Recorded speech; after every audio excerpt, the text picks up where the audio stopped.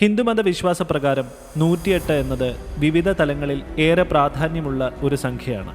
ആദ്യമായി പ്രപഞ്ചത്തിന്റെ നിലനിൽപ്പിനെ തന്നെ 108 എന്ന സംഖ്യ സൂചിപ്പിക്കുന്നു. പ്രധാന ദൈവസങ്കല്പമായ പരമശിവന്റെ നൃത്തമായ താണ്ഡവത്തിന് 108 കരണങ്ങൾ അഥവാ നൃത്ത ആസനങ്ങളാണ് ഉള്ളത്. പരമശിവനും വിഷ്ണുവിനും 108 നാമങ്ങളാണ് ഉള്ളത്. അതുപോലെ ദേവതമാരുടെ 108 പേരുകളും ഭാരതത്തിലുടനീളമുള്ള 108 പുണ്യസ്ഥലങ്ങളും ഈ സംഖ്യയുടെ പ്രാധാന്യത്തിന്റെ തെളിവുകളാണ്. പ്രപഞ്ചത്തിലെ എല്ലാ വസ്തുക്കളും പരസ്പര ബന്ധിതമാണെന്നും അതിന്റെ പ്രതീകമായി 108 എന്ന സംഖ്യയെ കണക്കാക്കുന്നു. മന്ത്രങ്ങൾ 108 തവണ ജപിക്കുന്നത് ഹിന്ദുമത വിശ്വാസികൾക്കിടയിൽ ഏറെ പവിത്രവും സാധാരണവുമായ കാര്യമാണ്. ഇത് എണ്ണാനുള്ള സൗകര്യാർത്ഥം ജപമാലകളിൽ 108 പ്രാർത്ഥനാമണികൾ നൽകാറുണ്ട്. 108 എന്ന സംഖ്യ വിവിധ തരം ധ്യാനമുറകളുമായി ബന്ധപ്പെട്ടിരിക്കുന്നു. ശരീരത്തിലെ ഊർജ സ്രോതസ്സുകളെ സജീവമാക്കാനും ചക്രങ്ങളെ ശുദ്ധീകരിച്ച് തന്മൂലം പ്രാണന്റെ ഒഴുക്കിനെ സുഗമമാക്കാനും സഹായിക്കുമെന്ന് വിശ്വസിക്കപ്പെടുന്നു. ചില വേദശാസ്ത്ര പ്രകാരം 108 എന്നത് പ്രപഞ്ചവുമായും സൂര്യൻ, ചന്ദ്രൻ, ഭൂമി എന്നിവയുമായി ബന്ധപ്പെട്ടിരിക്കുന്നു. സൂര്യനും ഭൂമിയും തമ്മിലുള്ള ദൂരം സൂര്യന്റെ വ്യാസത്തിന്റെ 108 മടങ്ങാണ് എന്ന് സൂചിപ്പിക്കുന്നു. 108 തവണ മന്ത്രങ്ങൾ ആവർത്തിക്കുന്നത് മെച്ചപ്പെട്ട ശ്രദ്ധയും ഏകാഗ്രതയും കൈവരിക്കുന്നതിനോടൊപ്പം ആത്മീയമായ ശക്തിയും നേടാൻ സഹായകരമാകുന്നു. ദിവസവും പ്രാണായാമം ചെയ്യുമ്പോൾ 108 തവണ ശാന്തമായി ധ്യാനം ചെയ്യാൻ കഴിഞ്ഞാൽ ജ്ഞാനോദയം ലഭിക്കുമെന്ന് വിശ്വസിക്കപ്പെടുന്നു. പ്രാണായാമ ചക്രങ്ങളും പലപ്പോഴും 108 തവണ ചെയ്യാറുണ്ട്.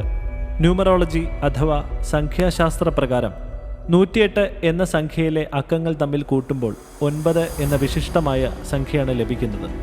9 എന്ന സംഖ്യ ശക്തവും ശുഭകരവുമായ ഒരു സംഖ്യയായിട്ടാണ് കണക്കാക്കപ്പെടുന്നത്. ഇത് മനുഷ്യർ തമ്മിലുള്ള ഐക്യം, ആത്മീയ ശക്തി എന്നിവയും സൂചിപ്പിക്കുന്നു. AD 1170 ജനിച്ച ഫിബിനോക്കി സീരീസുകളുടെ സൃഷ്ടാവായ ലിയാനാർഡോ ഫിബിനോക്കി പോലും 108 എന്ന സംഖ്യയ്ക്ക് അസ്തിത്വത്തിൻ്റെ പൂർണ്ണതയെ പ്രതിനിധീകരിക്കുന്ന ഒരു മാർഗമുണ്ടെന്ന സിദ്ധാന്തമാണ് മുന്നോട്ട് വച്ചത്. സംസ്കൃത അക്ഷരമാലയിൽ 54 അക്ഷരങ്ങളാണുള്ളത്. ഓരോന്നിനും പുല്ലിംഗവും സ്ത്രീലിംഗവുമുണ്ട്. ശിവനെയും ശക്തിയുമാണ് അത് സൂചിപ്പിക്കുന്നത്. അതിനാൽ 54നെ 2 കൊണ്ട് ഗുണിച്ചാലും 108 എന്ന സംഖ്യ ലഭിക്കുന്നു. ഇനി ടിബറ്റൻ ഇതിഹാസങ്ങളിൽ 108 ഗുരുക്കന്മാരും 108 തുടക്കക്കാരുമാണ് ഉള്ളത്. ജപ്പാനിൽ 108 വിശുദ്ധരെ ആഘോഷിക്കുന്നു. അവരെ വജ്രധാതു എന്നാണ് വിളിക്കുന്നത്. ബുദ്ധമതത്തിൽ ബുദ്ധന് 108 നാമങ്ങളുണ്ടെന്നും 108 വിളക്കുകൾ അദ്ദേഹത്തിനായി സമർപ്പിച്ചിട്ടുണ്ടെന്നും പറയപ്പെടുന്നു. മിക്ക ബുദ്ധക്ഷേത്രങ്ങളിലും സാധാരണയായി 108 പടികളും 108 തൂണുകളുമുണ്ട്.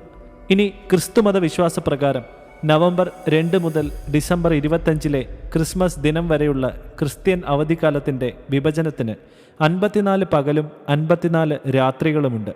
ആ 2 തീയതികളിൽ പ്രകാശം ആകെ 108 തവണ ഇരുട്ടായി മാറുന്നുവെന്നും തിരിച്ചും അത്ര തന്നെ തവണ സംഭവിക്കുന്നു എന്നാണ് ഈ സംഖ്യയുടെ മറ്റൊരു പ്രാധാന്യം. 108 എന്ന സംഖ്യ നമ്മുടെ ഭൗതികവും ആത്മീയവുമായ അനുഭവങ്ങൾക്കിടയിലുള്ള ഒരു പാലമാണ്.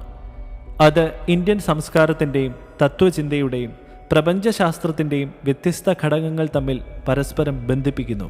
പുരാതന ഗ്രന്ഥങ്ങൾ മുതൽ ആധുനിക ആത്മീയ ആചാരങ്ങൾ വരെ 108 എന്ന സംഖ്യയുടെ സാന്നിധ്യം കാലത്തിനും പാരമ്പര്യത്തിനും അതീതമായി പ്രതിധ്വനിക്കുന്നു.